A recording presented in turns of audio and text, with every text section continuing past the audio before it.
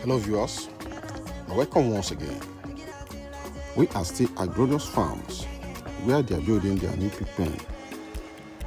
Plastering of the Pigpen is ongoing right now, which need to be durable and solid to avoid coming back for repairs. Because pigs are something else. They can crack the wall if you don't make it solid.